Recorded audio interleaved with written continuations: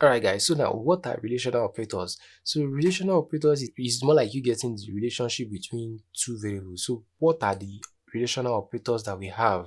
So we have greater than, we have less than, we have greater or equal to, we have less than or equal to, we have equal to. You can see this is a double equal to, right?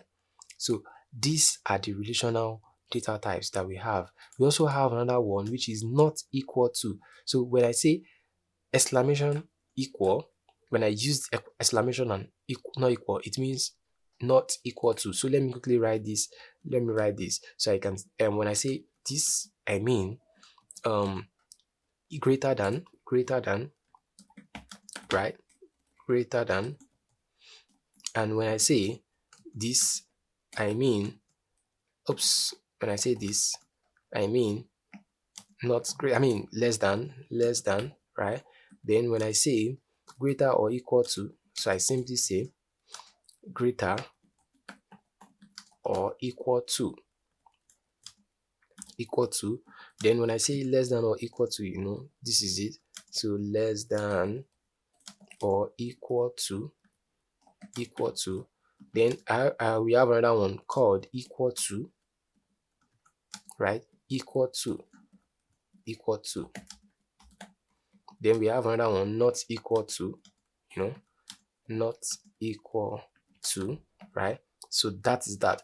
So how do we use this? So of course you might have guessed right that whenever you have this kind of concept, the result of comparing two variables or two things is going to give us a boolean value, a true or false, because a number is either equal to or greater than, or so the return value will always be in form of a boolean. For example, let's say we have this age. Let's say we want to say print if age is greater than 100. Of course, this value is not greater than 100, so we are expecting a value of false. So I will save and I will compile, right? So let me launch this. You can see our value is false, right? So now let me say is greater or equal to, right? So some people like to have space in between. So let's say we have is greater or equal to, we are still going to get false because it's not greater and it's not equal to, right? And that is because it's not greater and it's not equal to. You can see it's still telling me false. But let's say is it greater or equal to 18? Yes, it is greater than 18, so it is going to tell me true here. So you can see now I have true. So what if I say is it less than or equal? I mean, is it less than or equal? No, it is not less than and it is not equal to 78. I mean, 78 is not less than or equal to 18, so I'm still going to get false. So you can see I have false, so that's another one. So what else should we try for? Let's try for equal to. So is this 78 equal to 18? No, we are still going to get false, right? So and we are getting false. So now another question is it not equal to, like, is age not equal to is age, which is 78, is it not equal to 18? Of course it's not equal, so that's we are expecting a true, right? It's because 78 is not equal to 18, right? So that is relational operators. It's simply you comparing two values, two variables together. So you can say, okay, this is greater than this or less than this or equal to this or not equal to, that is simply relational operators. And you are going to see how we implement this when we move forward. Maybe we are trying to use decision making, and just hold on to this concept, and by the time we start implementing them, everything will start to make sense, right? Also, we are not limited to using this on just numbers, right? So we can also use this on string. For example, let's say we have this.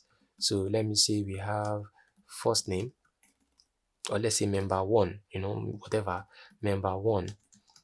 Let's say this first member is John, right?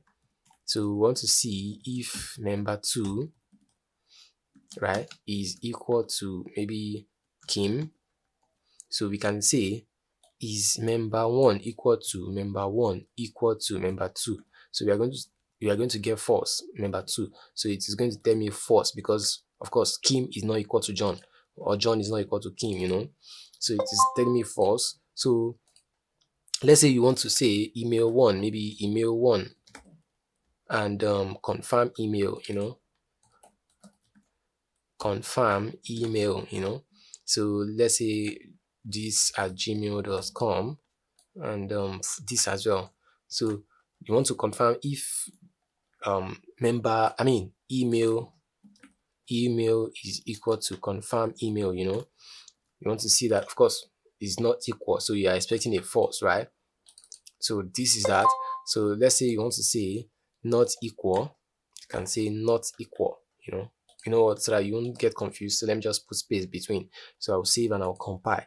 Let's see, it is going to tell me not equal. Yes, it is not equal. So that is relational operator. If you do not understand all of this, it is simply because we are yet to put all of this together. But have it at the back of your mind that we have these things, and when we start putting these things together, everything will start to make sense. And even if you come back to these lectures, which I have advised you in the previous lectures, that you should try to come back to these lectures after moving forward, so that you understand this concept better, because you've seen me put them together in the future. So I'll see you on the next one.